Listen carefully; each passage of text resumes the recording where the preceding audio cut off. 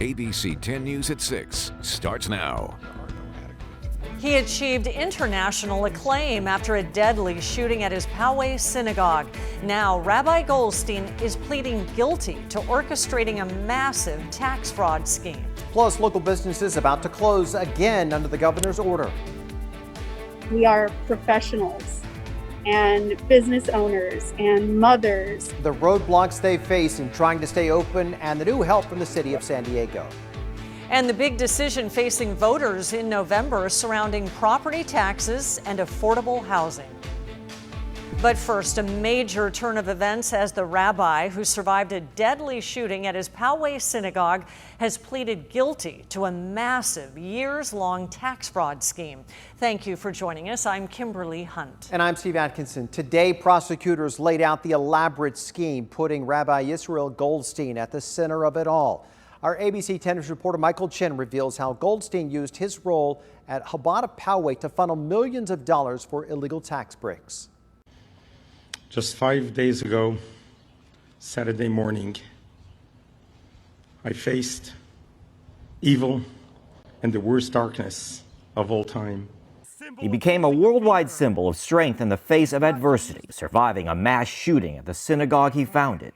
Rabbi Yisrael Goldstein, now under a different spotlight. A willful effort to deceive on the part of a trusted community leader. Goldstein pleading guilty to orchestrating a scheme where donors made large contributions to his synagogue, the Chabad of Poway, but then secretly gave back almost all the money. According to prosecutors, Goldstein would typically keep a portion of the contribution, about 10%. Then funnel the remaining 90% back to the donor on one occasion in the form of $1 million in gold coins. The donors would then get a tax deduction, in total $6.2 million funneled back and forth, a loss to the IRS about $1.5 million. Members of the Chabad of Poway were also victims of this crime, for those fake donations certainly did not benefit the congregation. According to prosecutors, Goldstein also used a similar scheme to cheat companies who matched donations. Also, he and his accomplices creating fake invoices to get more than $1 million in grants and insurance claims, some from the 2007 wildfires. Rabbi Goldstein became aware of the investigation when a search warrant was issued 6 months before a teenage shooter would fire inside the synagogue, killing 1, injuring 3, including Goldstein, who lost part of his hand. We've learned Goldstein, who retired months after the shooting, has been cooperating with prosecutors. 5 others in the case also pleading guilty this week. Prosecutors say because of his cooperation and actions after the shooting, they've recommended probation at sentencing. Michael Chen, ABC 10 News.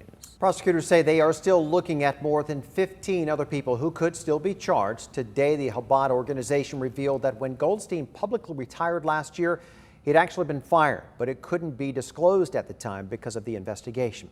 Now, in a statement, it said, quote, "Despite these challenges, we are resolved to move forward together and to distinguish between Rabbi Goldstein's own misdeeds and the timeless ethical and moral Torah teachings he helped connect us to. We will continue to serve God with joy, to heal and grow stronger, to share acts of goodness and kindness, and to ensure that Chabad of Poway renews its role as a beacon of light and source of inspiration for the greater Poway community and beyond." The city of San Diego just cemented Mayor Kevin Faulconer's plan to let restaurants and retail shops expand their outdoor operations. Today, City Council unanimously passed an ordinance the mayor is calling streeteries and streetail.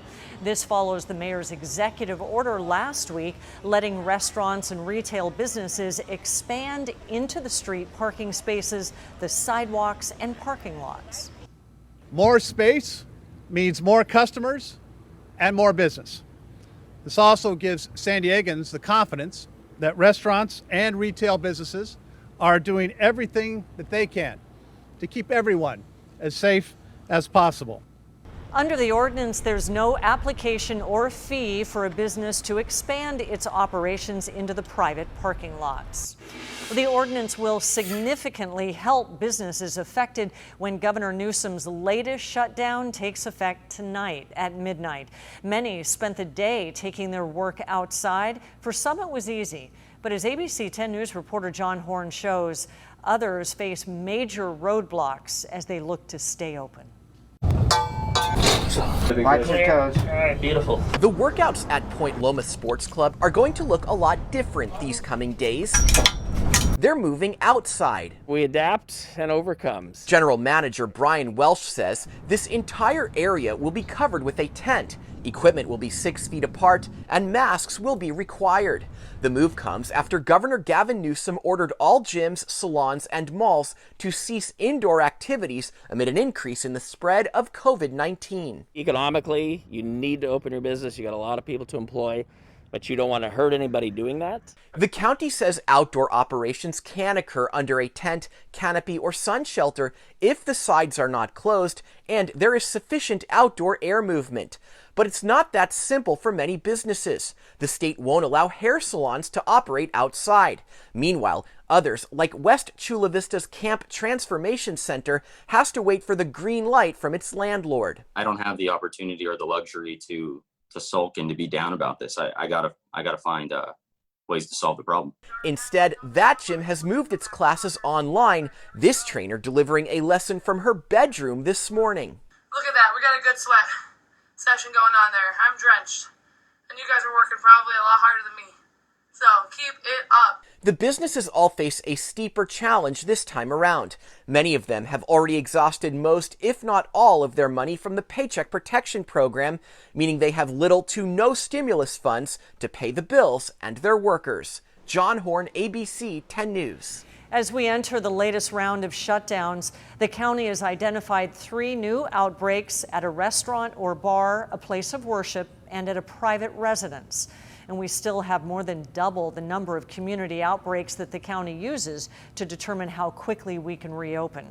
There are 539 new cases in the county now, bringing our total to 20,887. 14 more deaths also reported, bringing that total to 436. With the announcement that San Diego Unified is starting its school year online, ABC 10 News checked with other districts about their plans.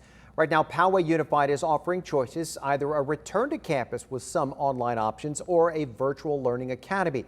But many districts we checked with are still finalizing their plans. Because of that uncertainty, many parents are exploring all options.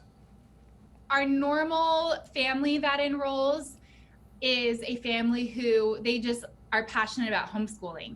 Now, I think a lot of families are enrolling who are wanting out of the traditional brick and mortar school because they don't want what they had in the spring. San Diego Unified has committed to starting the new school year online, but says it will provide parents another update on August the 10th before the year begins. In the meantime, students and teachers in Orange County are being told that they could return to classrooms this fall without face coverings or social distancing. The county's Board of Education approved reopening schools just this week. It did issue some guidelines, including regular temperature checks and regular cleanings of classrooms and buses. The board actually recommended against face coverings and social distancing, claiming that K through 12 children are at low risk for COVID-19. Ultimately, the board said it's up to each individual school to decide whether to reopen their classrooms and what safety precautions to take. Mexico is extending restrictions on its border with the U.S. for the 3rd time. Under the new extension, non-essential travel is restricted until August 21st. That policy has been in place since March 21st, and the move comes after Mexico's president said the coronavirus pandemic is losing intensity. Cases are still spiking in some states that share a border with Mexico, including California and Arizona. And right now, investigators in Mexico are looking into claims from some San Diegans who say they were stopped by police in Tijuana and told to hand over their cash in response to restrictions at the border. Today, crews learned that there is more than one fire burning aboard the USS Bonhomme Richard. That ship has been burning for more than 48 hours straight. The fire has burned all the way through the skin of the ship and the mast collapsed, but the ship, we're told, is still stable. The good news is more than 1 million gallons of fuel on board is far from the fire and poses no danger. We have isolated into 2 distinct areas, and that we're going to just get after it and continue to get after it until it's out. 3 helicopters have dropped more than 1,200 buckets of water, cooling the deck so that the firefighters can get inside. 61 sailors and civilians have been treated for smoke inhalation and heat exhaustion since that fire broke out Sunday morning. The official cause is still unknown. A measure that would boost property taxes to pay for thousands of affordable housing units is headed to the November ballot. San Diego City Council voted 6-3 today to send the measure to voters.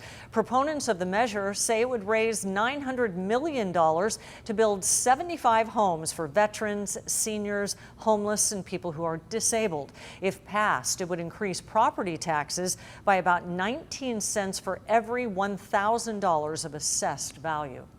As the San Diego Fire Department works to improve diversity in its ranks, ABC 10 News looks at the challenges and the hurdles new recruits will need to overcome. Plus, eyewitness testimony isn't the most reliable tool for investigators trying to solve crimes. The new method developed by the Salk Institute that researchers believe is a game changer. Coming up tonight, the new warning on the coronavirus, what the head of the CDC is now saying. The book the president tried to block from his niece, Mary Trump. She sits down with George Stephanopoulos right here tonight. And breaking news on Supreme Court Justice Ruth Bader Ginsburg next.